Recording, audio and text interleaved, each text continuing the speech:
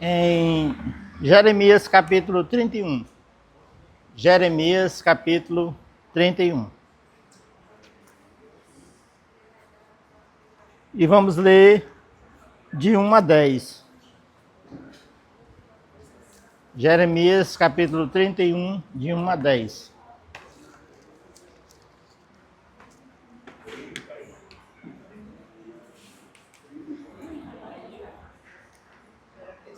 Amém? A palavra de Deus vai nos dizer assim: naquele tempo, diz o Senhor, serei o Deus de todas as nações das tribos de Israel, e elas serão o meu povo. Assim diz o Senhor, o povo que se livrou da espada logrou graça no deserto. Eu irei e darei descanso a Israel. De longe se me viu, se me deixou ver o Senhor, dizendo: com amor eterno eu te amei, e por isso com benignidade te atraí. Ainda te edificarei, e serás edificada, ó Virgem de Israel. Ainda serás adornada com os teus adufes, e sairá com coro dos que dançam. Ainda plantarás vinha nos montes de Samaria, plantarão os plantadores e gozarão dos seus frutos. Porque haverá um dia em que gritarão os atalaias na região montanhosa de Efraim: levantai-vos e subamos a Sião, ao Senhor nosso Deus. Porque assim diz o Senhor: cantai com alegria a Jacó, exultai por causa da cabeça das nações, proclamai e cantai louvores, e dizei: salva, Senhor, o teu povo, o restante de Israel. Eis que os trarei da terra do norte, e os congregarei das extremidades da terra, e entre eles também os cegos e os aleijados, as mulheres, as grávidas e as de parto. Em grande congregação voltarão para aqui. Virão com choro e com súplica.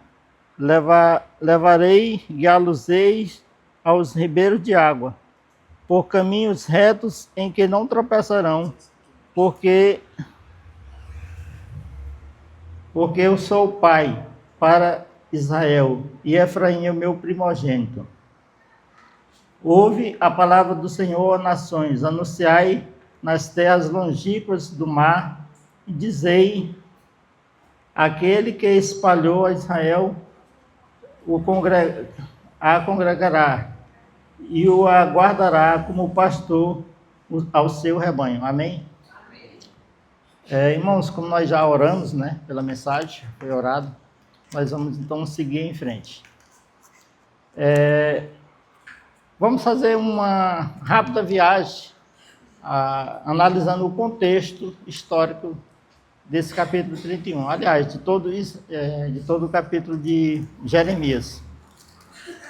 Jeremias foi um profeta escolhido por Deus, e ele é autor do próprio livro, né?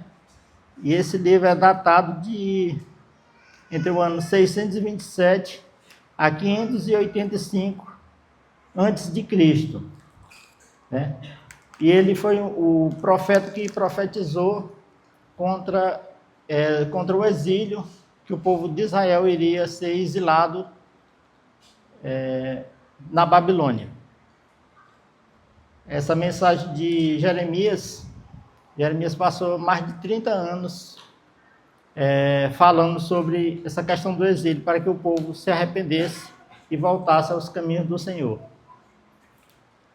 Mas, como muitas vezes as pessoas não dão crédito ao que Deus fala, e foi o que aconteceu aqui, né? Eles acabaram se envolvendo com tudo que era idolatria. Culto a Baal, culto a Acera e a outros deuses da época, né? Então, a lei de Deus foi deixada para trás. Aí, então veio o Nabucodonosor e o seu exército e a sitiou. Esse exílio aconteceu do ano 586 a.C. a 538 a.C. Se a gente contar aí, dá 48 anos, né? Mas teve um período antes. Então, o total mesmo dos anos que o povo, que a tribo de Judá ficou exilada no exílio babilônico, foi um total de 70 anos, né?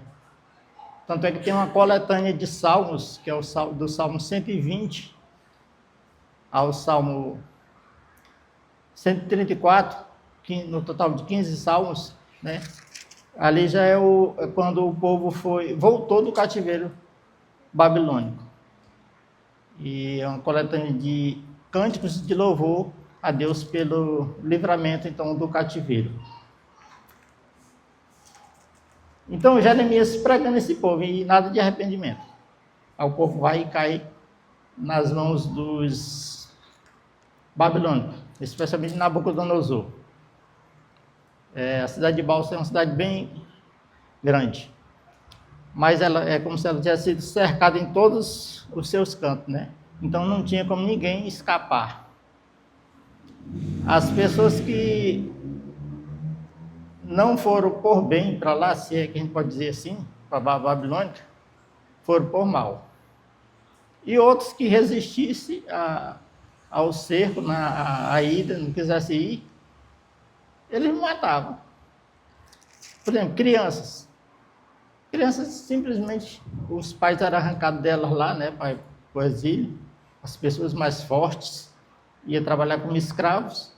E a nobreza, aqueles que ficavam perto do rei Jeoaquim, ele, a esposa, filhos e os seus nobres, né, ministros, foram levados cativos. Querendo ou não querendo, foram levados para o exílio.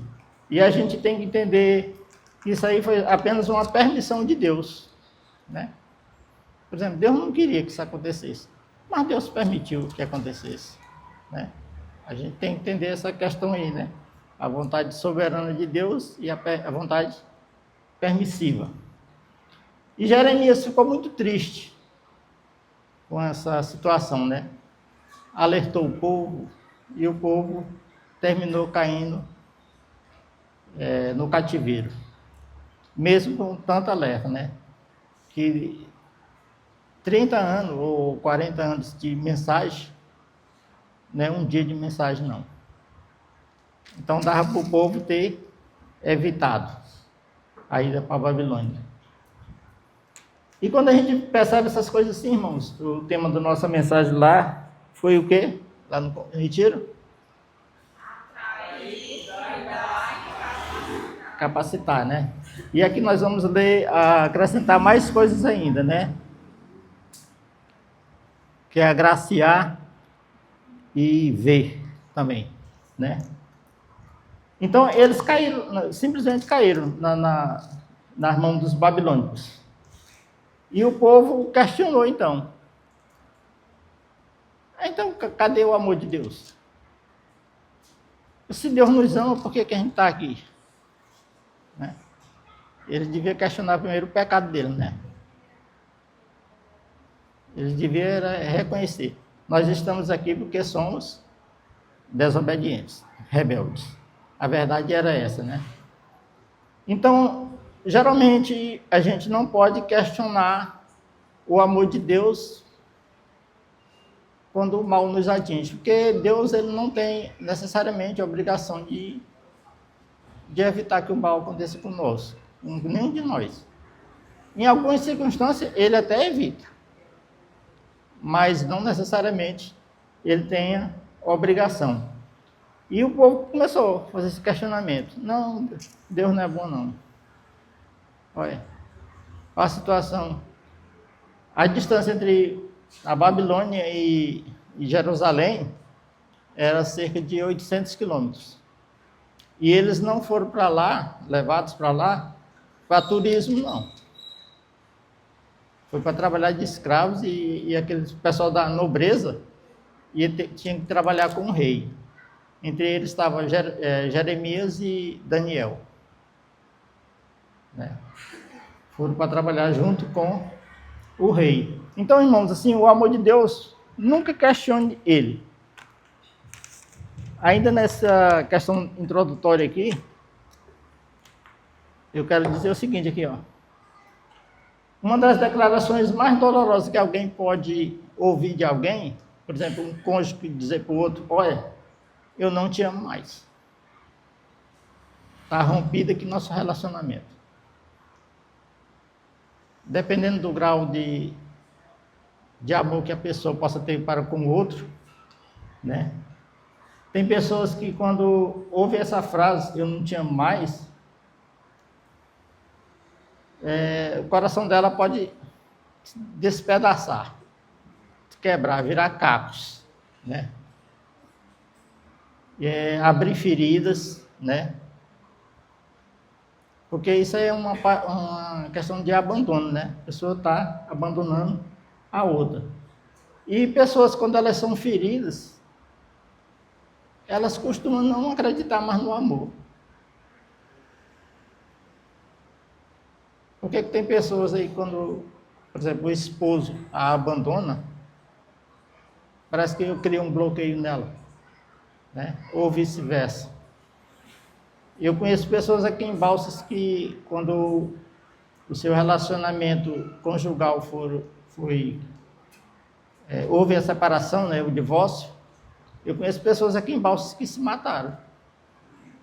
Chegaram a se matar. Isso em todo lugar ocorre, né? Não é o melhor caminho. O bloqueio, né? E a gente não tem que estar vivendo de coisas que passou. A gente tem que aprender a superar crises de relacionamentos, na vida conjugal, em todas as esferas da vida. A gente tem que entender que o passado ficou para trás. O passado ficou para trás. A gente não pode... Se no passado você ganhou dinheiro e hoje não está ganhando mais, isso é passado. Você não pode ficar com a ferida aberta a vida toda. O povo de Israel aqui estava. E olha que ele tinha o melhor psicólogo do lado deles, que era Deus, melhor psiquiatra, o melhor médico. Mas mesmo assim eles ficaram abatidos. E Deus foi restaurando. Mesmo eles sendo desobedientes, mas Deus continuou amando. É interessante que aqui nos primeiros versículos, especialmente no verso 2 em diante, ele fala assim, ó, assim diz o Senhor, o povo que se livrou da espada logrou graça no deserto. Eu irei e darei descanso a Israel. De longe se me viu, me deixou ver o Senhor, dizendo, com amor eterno eu te amei, por isso com benignidade te atraí. Ele estava sendo desobediente a Deus, mas Deus continuou amando ele. Fizeram besteira no passado, estavam frustrados no presente, né? E decepcionados com o futuro. Aí Deus teve que trabalhar nessas 3 áreas na vida do povo de Israel. Como eu falei, o passado não pode bloquear a sua vida. Se ganhou dinheiro, não está ganhando mais, é passado. Se alguém te feriu no passado, te machucou, te decepcionou, te xingou, o melhor remédio que tem, irmãos, é perdoar. Não adianta a gente ficar remoendo o passado. O gado é um animal ruminante. Depois que ele se alimenta, ele fica ruminando o tempo todo, né? Às vezes nós somos assim, né?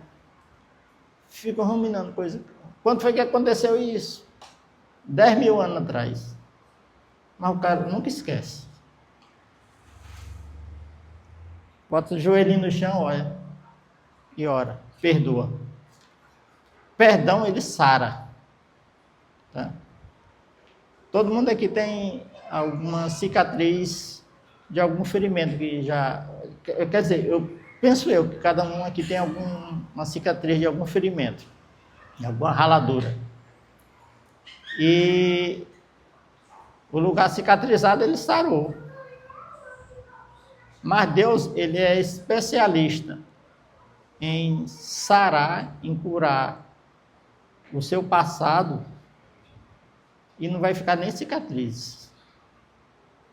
Mas para isso a gente tem que perdoar. Não é fácil, não. Quem disser que perdoar é fácil é mentiroso. Mas é necessário, né? Porque o perdão só acontece na nossa vida quando a gente também perdoa os outros, né? O que é que diz lá na oração chamada do Pai Nosso? Se perdoardes aos homens as suas ofensas, o vosso Pai Celeste vos perdoará. E se não perdoardes as vossas ofensas, Deus não vai perdoá-las. Então, perdão é restaurador para o passado.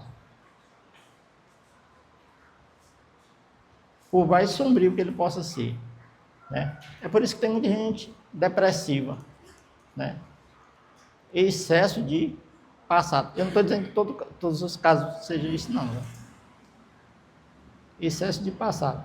Só lembra do passado. Só fala do passado.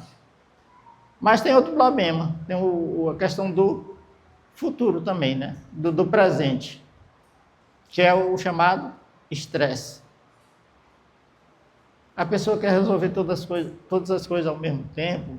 Ela é inquieta, ela é desassossegada. Causa estresse. O trânsito aqui de Balsas causa estresse, viu? A gente tem que ter muita paciência, né? Mas tem cura na palavra de Deus para todas as coisas. Ele curou no passado, cura no presente, né? Mas tem outra faceta também, né? O futuro, né? Aí vem a palavra ansiedade, né? Um dos mal do século é esse aí, a ansiedade. Tem pessoas que vivem ansiosas. Eu fiz um pouco de umas pesquisas aqui, não é da USP não, viu, irmão Eliseu? Mas é pesquisa.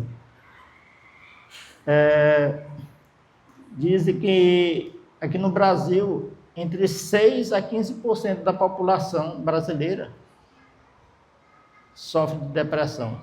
Em algum momento, a pessoa teve depressão. Isso é entre 12 a 22 milhões de pessoas, né?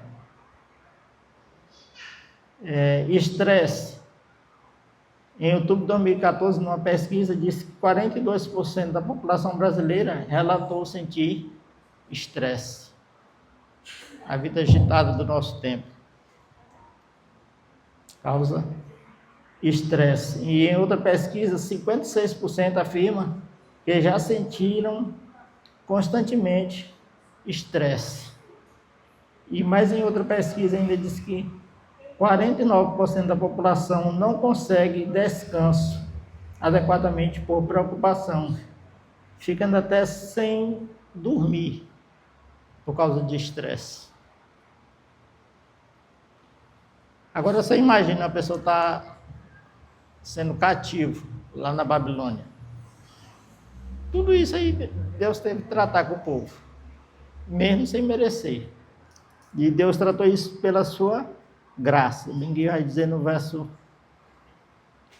logrou graça no verso 2, né? E o que é graça? Favor imerecido. Nenhum de nós merece nada de Deus. Nenhum de nós. Mas Deus se agraciou de nós para nos salvar. E o futuro, na questão da ansiedade, 99,3% da população, e que isso dá mais de 18 milhões de pessoas, também tem ansiedade, né? Tem ansiedade.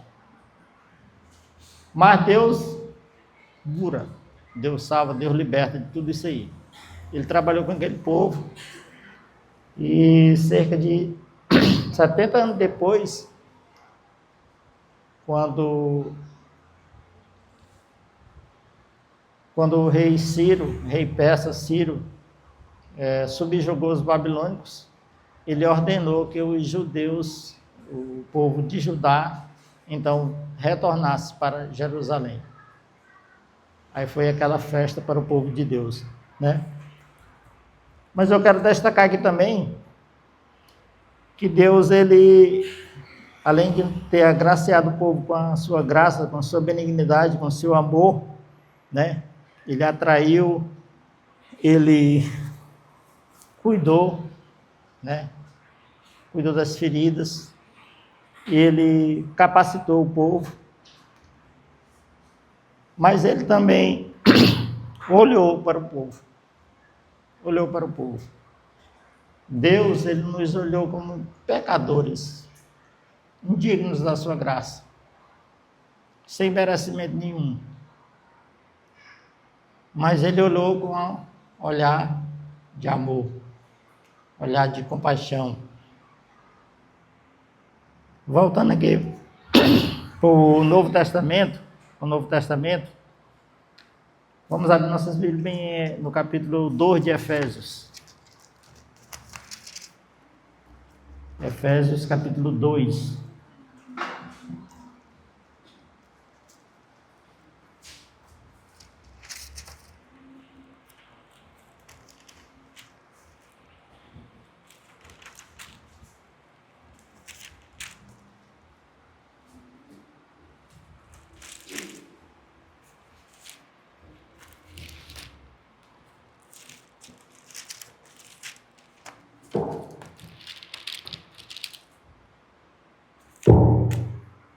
Quando fala de Deus, né, na questão de olhar, ele nos deu vida estando nós mortos nos nossos delitos e pecados, nos quais andaste outrora, segundo o curso deste mundo, segundo o príncipe da potestade do ar, que agora habita nos filhos da desobediência, né? Então Deus, assim como Deus viu o povo lá no sofrimento e os libertou, ele em Jesus Cristo, a gente estando morto, a palavra morto no original grego é necros, e dá a ideia daquela pessoa que literalmente, espiritualmente está morto. Todo mundo aqui fisicamente está vivo, mas um dia, antes de a gente ter aceitado Jesus Cristo, a gente estava morto espiritualmente. E quem nos deu essa vida em Jesus Cristo foi o próprio Deus. Viu nós pecadores, olhou com amor, com compaixão e nos libertou então do pecado. Olha, ele nos deu vida estando nós mortos nos nossos delitos e pecado. As pessoas que estão por aí, que ainda não aceitaram Jesus Cristo, elas estão mortas, os delitos e pecados delas. E quem tem a obrigação de levar a mensagem de salvação para elas é nós. É nós. Há algum tempo atrás foi baixado um aplicativo aí da nossa igreja, olha, muito bom isso aí. Muitas pessoas vão olhar e vão assistir as mensagens, vão aceitar Jesus Cristo como seu Salvador. Mas, melhor do que isso, é eu e você ir na casa das pessoas, pessoalmente, no seu grupo, no seu trabalho, pessoalmente, e falar de Jesus para elas. É melhor ainda do que o aplicativo. Eu não tenho nada contra a mídia, não. Estou dizendo que isso aí é uma coisa excelente. Mas você ir e ter contato com as pessoas é melhor ainda do que isso. Elas estão mortas nos delitos e pecados, e quem tem a obrigação de levar Jesus Cristo até elas somos nós. Então, irmãos, Jesus Cristo, Deus restaurou a sorte daquele povo, fez uma nova aliança. E quando o povo saiu então da Babilônia e retornou a Jerusalém, aí as coisas melhoraram para eles. Aqueles traumas passados foram sanados, né? Como eu falei, ele está lá com o melhor psicólogo, melhor psiquiatra, melhor médico, que era o próprio Deus, né? E Deus foi que curou a ferida desse povo, sarou, resgatou, libertou. E Jesus Cristo hoje faz essa mesma coisa. Nos resgata, nos liberta, nos livra da escravidão do pecado, né? Porque o ser humano só tem liberdade quando ele conhece Deus. As pessoas podem até dizer por aí que são livres. Pode dizer uma coisa, ser é outra, né? Sem o conhecimento de Deus, ninguém é livre. Sem o conhecimento de Deus, ninguém, ser humano é livre. E conhecereis a verdade, ela vos libertará. Só o conhecimento de Deus que liberta. Só o conhecimento de Deus, só a sabedoria de Deus que nos livra das garras de Satanás. Só. Nós não temos a menor capacidade de enfrentar Satanás. A não ser com submissão a Deus, em oração, leitura da palavra e comunhão com a sua igreja, né? Que Deus em Cristo nos abençoe, né? E a gente tem essa certeza, né? Que Deus, ele restaura o passado, né? Te valoriza no presente, né? E te dá um grande futuro. Que Ele, assim, em Cristo, nos abençoe e que possamos ir em paz para os nossos lares. Vamos orar? Senhor Deus, Pai, está no céu, nós te rendemos graças pelo teu grande amor para conosco, porque o Senhor nos libertou do cativeiro, libertou aquele povo do cativeiro do pecado, das mãos dos babilônicos, e em Jesus Cristo, hoje, o Senhor nos liberta das garras do pecado, das garras de Satanás, e nos transporta para o reino do teu amor. Nós te louvamos, nós te agradecemos, abençoe cada irmão que chegou até aqui, que ouviu a tua mensagem, aqueles que ainda não te conhecem, que porventura possam vir a te conhecer como Senhor e Salvador de suas vidas e entender que só Jesus Cristo restaura relacionamentos, só Jesus Cristo nos atrai, cuida de nós, nos capacita, nos ama e nos agracia, então, com a sua salvação. Perdoa o nosso pecado, guarda-nos do mal, em nome de Jesus. Amém. Coração silencioso, irmãos, estamos despedidos, então, desse culto.